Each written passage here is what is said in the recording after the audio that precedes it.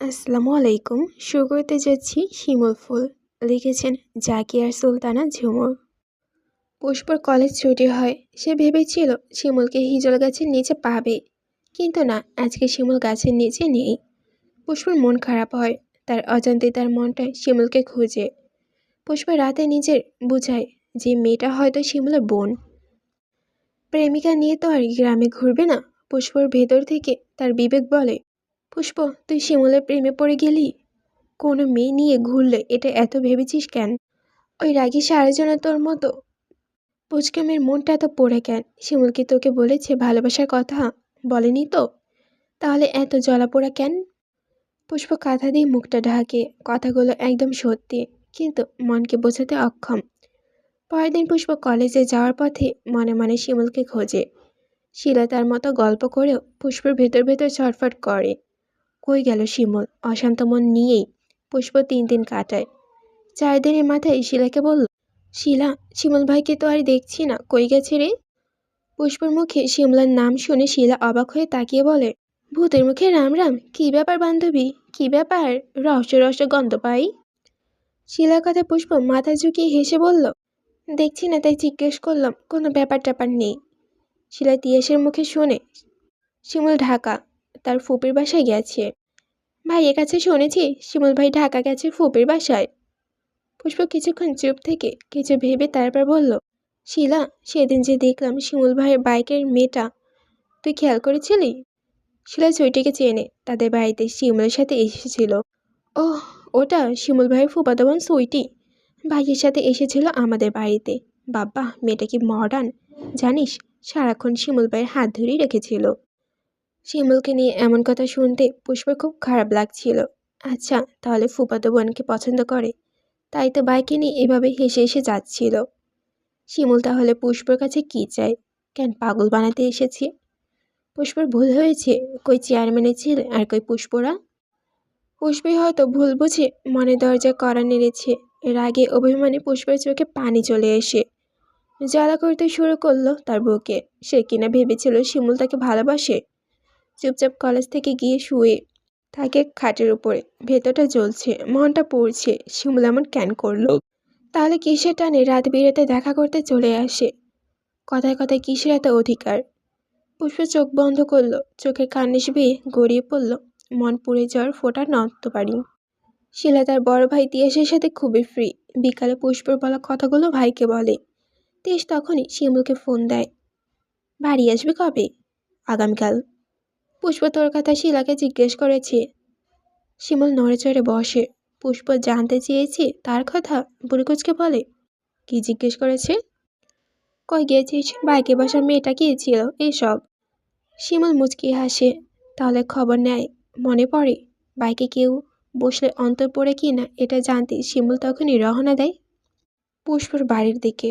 হরিণী নিজে বন্দি হতে চেয়েছে।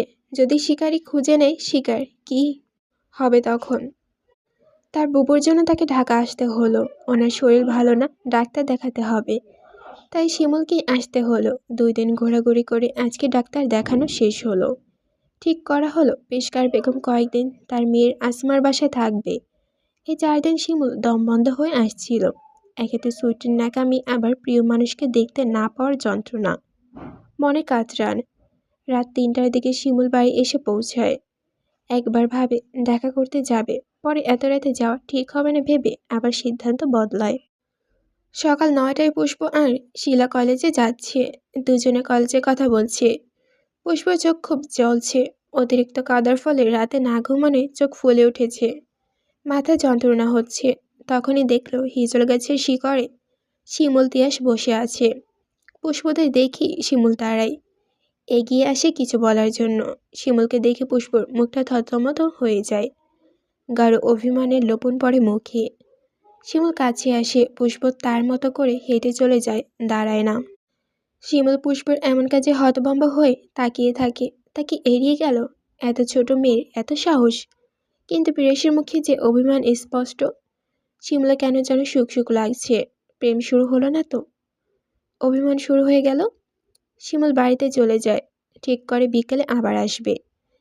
এই মেয়েটার জন্যই শিমুলের টিনেজদের মতো রাস্তায় দাঁড়িয়ে দাঁড়িয়ে অপেক্ষা করতে হয়। প্রেম ছাড়াই পাগল বানিয়ে ফেলেছে।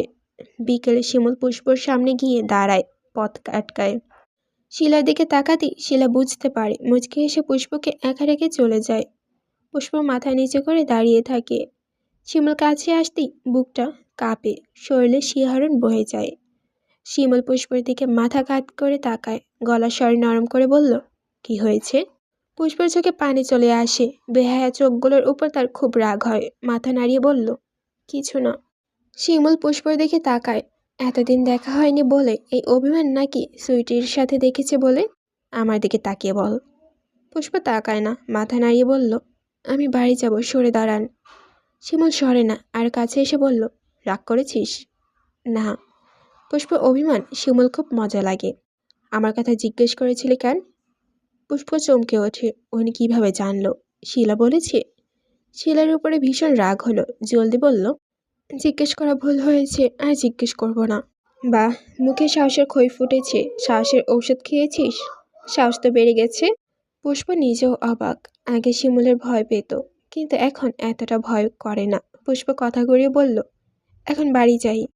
শিমুল পুষ্পকে আরেকটু রাগাতে বলল, আমার ফুফাতো বোনটা খুব সুন্দর, আমাকে প্রপোজ করেছে, ভাবছি রাজি হব কি না। পুষ্প নত করে রাখা মুখটা তুলে শিমুলের দিকে তাকায়।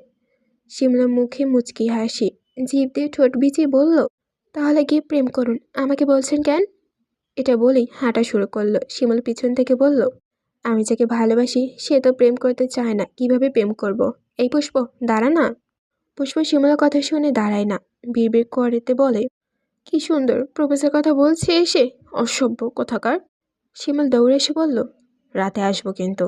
পুষ্পার নাকের পাতাটন ফুলিয়ে বলল, আইসেন, আব্বারে বলে দেব। শিমুল হতভম্ব হয়ে তাকিয়ে থাকে। কি যন্ত্রণা! শিমুলকে এই মেয়ে তার বাপের ভয় দেখায়।